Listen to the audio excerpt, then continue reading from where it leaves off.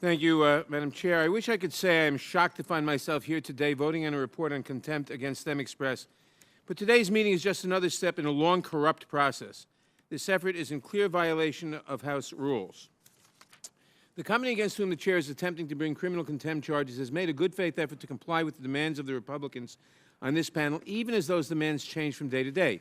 The company has made reasonable and clearly necessary requests for some consideration to be made for the safety and security of its employees and the clinics, scientists, and other companies with whom it works. The Republicans refuse to acknowledge these requests. StemExpress has offered up witnesses and dates those witnesses would be available to provide explanations and testimony about precisely how their business operates. The Republicans ignored those offers. Most importantly, StemExpress has produced reams of documents, over 1,700 pages, in response to each of the panel's requests. The Republicans always demanded more documents, more names, more information. Somehow it has never been enough. But this panel has never been about pursuing the truth. Rather, this witch hunt is designed to end fetal tissue research. It is designed to force these companies into bankruptcy.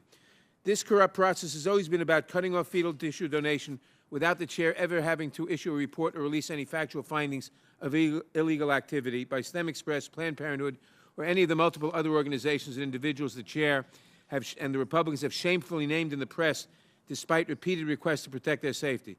This is not a legitimate attempt to gather relevant information. Ms. Hartzler said we should, quote, we should determine if the law is being broken and if profits are being made. The American people, through their elected representatives, formed this panel to find out if anyone is profiting from sale of baby body parts. No. If there is evidence that the StemExpress or anyone else is violating the law by selling fetal tissue at a profit, that evidence should be referred to the U.S. Attorney. It is not the province of Congress or this committee to look at evidence of somebody's breaking the law simply for that purpose. The Supreme Court has been very clear, quote, nor is the Congress a law enforcement or trial agency. These are functions of the executive and judicial departments of government. No inquiry is an end in itself. It must be related and in furtherance of a legitimate task of the Congress. Investigations conducted solely for the personal aggrandizement of the investigators or to punish those investigated are indefensible.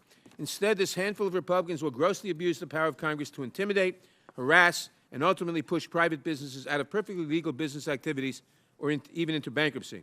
Without a single vote, they will cut off access to fetal tissue and thereby end the vital research on which it depends at a time when public health officials continue to struggle against the Zika virus and scientists getting closer to unlocking the mysteries of Alzheimer's and Parkinson's disease. It is shameful and underhanded. It is dishonest, dishonorable, and contemptible.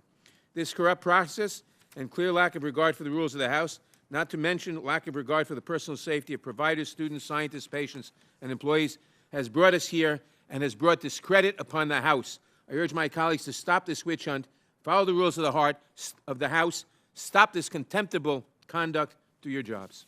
I yield back.